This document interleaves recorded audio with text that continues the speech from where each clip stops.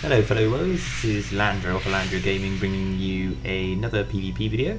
This is patch 5.0.5. There's a few updates which came out since the initial patch launch, which would have been patch 5.0.4. Some changes, some bug fixes, some spell scaling hotfixes, things like that. So I thought I'd do another PvP video, and it's the Arathi Basin Call to Arms. So I'm a huge fan of Arathi Basin, it's one of my favourite battlegrounds. I like the 15v15, I like the size of this battleground. It's just about the right sort of size for this kind of number of players. There's enough conflict to keep the game interesting, but at the same time there are enough periods of downtime to gather your thoughts and think about the tactics, and it's not just a Zerg fest from one point to the next. I tend to like to go either to blacksmith or gold mine as the first two. Most Alliance will generally Zerg towards lumber mill, which is kind of like the Alliance tradition. Normally Horde come down to gold mine, so I still have action down there. I'm still getting the hang of some of the new glyphs and the changes that patch 5.0.4/.5 has brought. I'm still getting used to the penance movement glyph instinctively, force of habit over the last 2 years of Cataclysm, whatever it's been. Stopping to cast penance and not moving because you don't want it to be your channel to be interrupted is something that's become part of the playstyle. So that's the biggest thing that I'm finding to get used to change wise. The dispelling, again, it's thinking more strategically about your dispelling. It's not just see something, dispel it now. It's sometimes you're thinking of if that debuff is worth dispelling, or do you just leave that on the renew kind of thing, a dot type thing. Sometimes you just want to let tick through and put a renew on to mitigate the damage in that sense. But this particular BG, we came up against a very good Horde team. It was a pretty evenly balanced team. Makeup, sorry, I mean, I think we had a couple of disc healers and they had one very good shaman, but they also had lots of mages, which made a huge difference. I think the state of mages at the moment is very, very good from their perspective. They do lots of damage. There's a great deal of burst available. There's a couple of instances that I'll show you later on in this BG where a mage, or it might be two mages or two people, literally pick me as their target and gank me very, very fast. It was quite a learning experience. I had a little look at some of the logs later on in the BG, and yeah, they made for interesting reading. I think there's some interesting glyphs about the way that an Iceland's damage can be split into 3 individual hits, a bit like your penance ticks, but it does more damage via that way. So it was interesting to have a look at that. This little period of the game here was a series of fails on my part, to be honest. There's a shaman there that I'm intent on CCing, but I don't do a very good job of it. In fact, I play very, very poorly at this point, and we end up not only losing people, which is highly annoying as a healer, but they end up ninjing the flag due to a fail on my part. So it was one of the things that I've got to learn. There's quite a lot to remember. I mean, as a disc priest, you are traditionally very, very strained on what you can sort of do. You've got the healing, you've got the dispelling, and you're quite an offensive class. I think that's one of the things that the mana burn nerf has brought. You do get a little bit more freedom to think more about what you should be doing. But as you can see, I tried to interrupt this mage, and I'm not quite sure what I was doing, but I somehow de-targeted him before my holy fire would get off. So that was a bit annoying, and he managed to get a ninja cap in. I'd got my sci feed down, but it obviously didn't tick on the interrupt in time. And then the mages decided to go for me, and as you can see, despite my trying to kite, I was out of cooldowns, and a couple of melee ganked me very fast. I got a right shoe in there. It's interesting to read some of the BG chat when you die. If you've got a few seconds left on your res, you'll see QQing or comments about how bad the play is, and it's interesting to look at those when you go to the end of BG and just see how the rage that people have when they die, which is sometimes you do rage, you make mistakes, and it makes you angry, or you feel like the people around you aren't playing very well, or aren't utilising their abilities very well. But it's quite funny to read that back, especially retrospectively when you can look back at them. As you can see, I leap of faith Mr. Warlock here, and don't do too much to stop him getting ganked. I thought I could, you know, maybe keep them alive, but I didn't realise there were so many. As you can see how fast I die here, regardless of my having been able to free cast. I still got annihilated there. It was quite a few horde around, though. They were still at the stables, but it's interesting to note here, it can be frustrating when a team is moving towards your graveyard with a view of possibly graveyard farming you, but at this stage of the BG we are actually winning, so you don't need to stress too much. They've got two, and we're on the verge of capturing the third base, which will put us in the lead. So if you're occupying, you know, 6 or 7 horde like we were there, and they want to come up and have some fun in the graveyard, that's fine. Eventually they'll realise they're going to lose doing this, so you can then work your way towards recapping your base. This part of the encounter, there was a chance for me to be a little bit more offensive. There wasn't quite so many DPS about, so I could be more offensive towards this warrior, who actually spell reflected Holy Fire or Penance at me then. That was quite impressive. But the other characters, the other class, the other hordes sort of make their way towards me, and I have to burn a few cooldowns to stay alive. Again, if you with some classes, you know, once they've come down, and they'll particularly rep paladins, I find they will always open with their stun, so you know thereafter your inner focus can be used much more impressively there. You know you're not going to waste it for a stun. Some it used to be that they could repentance you. I don't think many. I've not been repentance very much in BG, so I don't think that's a talent that most paladins are picking at the moment. I might be wrong. That might become favourable for them as the expansion progresses, as Disciplinary progresses. But as you see, I got a ninja'd the flag back that my bad play lost us, so I think there's a bit of justice done there. And you move on to your next encounter. I almost ninja'd the Berserker buff. Of course, as a Disc Priest, you're semi-offensive, you've got some nice damage dealing spells, but it is better to leave that to one of the actual out DPS classes.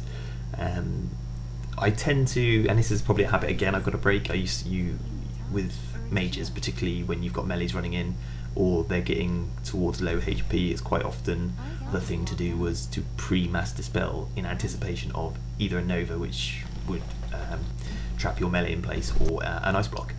And that used to be, you know, obligatory play for a Disc Priest, but now with the 15-second cooldown on Mass Dispel, it's not something you necessarily should be doing. So perhaps it's another part of my gameplay that I need to work on. There are some interesting events throughout the rest of this BG. It's quite a long BG. I think it went on for about 15-20 minutes. I'm obviously, as a healer, I don't want to be going in necessarily to be the tank target here, so I'm trying to encourage Mr. Warrior or Mr. Druid here, but neither wants to go in. Eventually, sorry, so I think it might be a Ret Paladin. He does go in, and no, it is Warrior. Sorry, it is Warrior. Yeah, he does go in and tries to do his thing.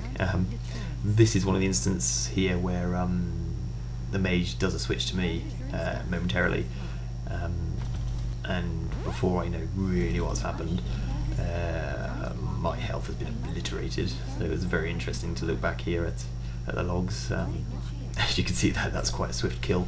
I think there might have been a couple of other classes there, but considering I'm at 67% PvP resilience, that took some serious ganking from said characters to down me that fast with shields and a few other little things already on me. The way I'm finding PvP at the moment is there seems to be, you know, there's a lot of ganking going on, as can be expected when you're at the precipice of a new expansion and the damage is kind of unbalanced, and the fact that 85 isn't the level that these spell scaling was set for, so you do find lots of things perhaps lead to people calling a certain class overpowered or another class overpowered. But it swings and roundabouts. I think there's things that work both ways. I mean, healing is quite powerful at the moment. You can pretty much heal somebody from 3/4 health gone to max HP if you get a nice crit. But at the same time, the damage is such that if you are sat in 1 CC or 1 silence / interrupt then inevitably either you're going to die if you're the focus, or unless somebody helps you out, possibly somebody else in your vicinity will die, because the damage is just such that if somebody gets focused, then pretty much they're going to die. I saw a fellow priest sort of levitating down to the blacksmith here, so I thought I'd go and help, and I don't know what it is, but whenever I end up going to blacksmith, there seems to be like a gazillion people turn up. But it led to a nice fight. I like fighting at blacksmith. As a disc, there's lots of utility you have to your play. I'm really liking Scythe Fiend as a way of continuously annoying your opposition. The fact that it fears multiple people is fantastic, and that it can be a range fear, I think, is very good. And you've also got then your Psychic Scream if you are getting chained by melees, as I am here by a Ret Paladin. You can sort of sort them out, and you can catch up on your healing when you get that little bit of breathing space. I think the thing with Disc Priests is they're a class that primarily is the focus of the opposition's offense because of the power they have. If you do go to forums and you read people QQing about how powerful priests are, and they're the people that either sort of mindlessly chain a target and don't really think about the overall situation, especially prior to this patch when priests had spells that made their resilience increase, Blessed Resilience being one of them. People would QQ when they couldn't single target zerg down a priest or a fellow class, when it's all about learning when you should be focusing, when you should be zerging, and when you should be maybe think about CCing or silencing or interrupting and focusing on another target. But like I was saying, it's all a little bit much of muchness at this level. I think hybrid healing is a little bit out of control. Shadow Priest, Druid, and to a certain extent Shamans have incredibly powerful off healing at the moment from their DPS specs. I had a little go as Shadow, and not only were there's some incredible utility through multi-dotting and ending up with insta Mind Blast and insta Mind Spikes, which didn't remove dots. What I found most beneficial was the utility of the off healing, not just because of the glyph that enables you to do prayer of healing or renew whilst in shadow form, staying in form. Even when you do drop form, when you've got flash heals hitting for sort of 70k, if a healer's getting focused and you can keep them up throughout the duration of a CC or a stun or a silence, then you are very, very powerful. And I think that was one of the things that Cataclysm kind of corrected to a certain degree. You could be a hybrid class, but you were punished via the very, very expensive mana cost. You couldn't do it consistently, where at the moment you can just run around BGs with endless pools of mana. I found as Shadow anyway, it was pretty insane. But yeah, I've been really enjoying the PvP lately. I think I've probably come at it with a new mentality. The healthier eating and the healthier lifestyle means you enjoy your gaming more. That's a given. So there's that to consider. I think PvP can really stress you out, can make you really frustrated, especially if you end up with a bad night where you're coming up against an arena team who are getting the better of you, or you're coming up against a BG team where it's getting the better of you, or you do some random BGs and you end up with very bad teams. Or the most frustrating what I found throughout Cataclysm was when you come up against a team which were made up primarily of bots. That used to really infuriate me, because I used to rage at Blizzard that they weren't fixing this, and you had some people who were spending their game time in BGs, and all the while there were these bots that were getting pretty much just as much from these BGs as the people who were investing their time, and they were just basically leeching and farming, and it can be very frustrating. But yeah, you come out with a new mentality when you play your gaming in a better state mentally. Then those things which really irk you, just you just kind of grin and bear them, kind of thing. It's all part of the thing. There's always going to be cheaters in games. There's always going to be people that don't want to do things fairly, and as one of the people who tries to do things fairly, you just got to accept that not everybody has the same morals as you, and go with the flow and grin, bear it, laugh at them, and just don't fall into the trap of trying to do what they do. This is a very interesting part of the encounter. As you can see, the druid here, who I'm guessing doesn't have much PvP resilience, was getting focused by the mage, and boom, he lost a lot of HP very quickly. And then on the flip side, there was me, and I think there was a fellow disc in this vicinity as well at this time, so we obviously had the upper hand against this healer here. But as you can see, the utility of shamans here, a lot of offensive dispelling, a lot of offensive attacking, a lot of DPS, and still it was probably the fool that killed him in the end of the day.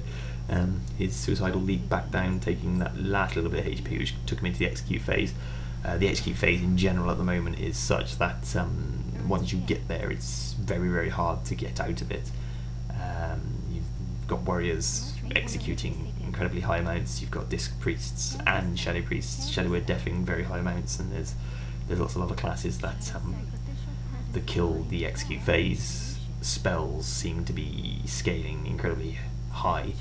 But that's probably where the disc priest has added its utility slightly, because of the fact that the way the shields and absorbs work, you're not quite so often letting your allies get to the state where they're in the execute phase. I find when I was playing my paladin and my druid, well, not so much my druid, perhaps my shaman possibly, my opponent would get into the execute phase more than when I'm playing my disc priests with shields and whatnot. So yeah, it's one thing to remember, I suppose. But this in general, the state of the game isn't too bad at the moment. You get your QQs. You'll always have people who aren't entirely happy, and I mean, again, that's part of the parcel of being one of the most popular games out there and one of the most played games. There's Blizzard's balance between trying to get the game to the point where the hardcore players have enough content and enough things to aim for, harder achievements, and at the same time the noobs or the fresher players, whatever you want to call them, making sure that they also experience the content. I mean, the game, what's the point in the game if you're only ever going to let 1% or 2% of the people experience the things that are in the game? It's completely illogical. So I don't mind the dumbing down of the game, as long as there are the components that are there for the hardcore players, of which I'm not one of them. I hasten to add, as I say endlessly, I enjoy my class, I play my class, I spend a couple of days on the game. I have 2 raid nights and have a PvP or a chill out night, but real life, normally takes hold. Working full time, when you have a girlfriend, you've got to commit a certain amount of time to her, or boyfriend if you're female, or if you're that way inclined, you have to spend a certain amount of time with your partner. But at the same time, it's there's always the element of getting consumed in the game a little bit too much, so you have to always be aware of that. And I think, again, that is probably something that leading a healthier lifestyle and going out and socialising and those kind of things also aids the enjoyment you get from the game. Most people start off playing games of this ilk because they either like the social element, or they like the work ethic element of it. But if you immerse yourself just a little bit too much and you get deferred from reality, then it can become problematic. But yeah, I obviously had a time when I was very addicted to the game and would play it continuously, and retrospectively looking back, I don't enjoy that part of my life. In fact, my first WoW account, which I don't have anymore, I in fact actually was what would be classified as addicted. I'd spend all my free time playing it, so having the balance where I'm at now, it's much more fun. When I do play it, I get more enjoyment from it because I'm not feeling like I'm losing out on other stuff, my real life, my gigs, my music, my walks, my cooking, all that kind of thing. So yeah, having that balance, and you can still enjoy the game. As you can see here, the shaman done some pretty insane healing. I think he had a couple of mages who were doing really good peels. So all the times that I saw that he had lots of protection. And of course the disc priest mantra, where our shields and absorbs aren't included, always a bit of a pain in the arse. Still doing fairly good damage, getting some ninja killing blows and some ninja captures in there. Lots of dispelling. It's probably something that I do need to work on a little bit more, is my dispelling, I've gone perhaps a little bit too far on the cautious front, where I'm not dispelling anything in case that a CC's thrown out I need to get rid of. I have to remember it's only 8 seconds, which isn't game breaking if you do have to wait a few seconds for it to come back off cooldown, so I probably need to dispel a little bit more. I use my offensive dispel as much as possible. But yeah, it's all part of the learning curve with these new patches. So thanks for watching that video. Many more to come. Landro out.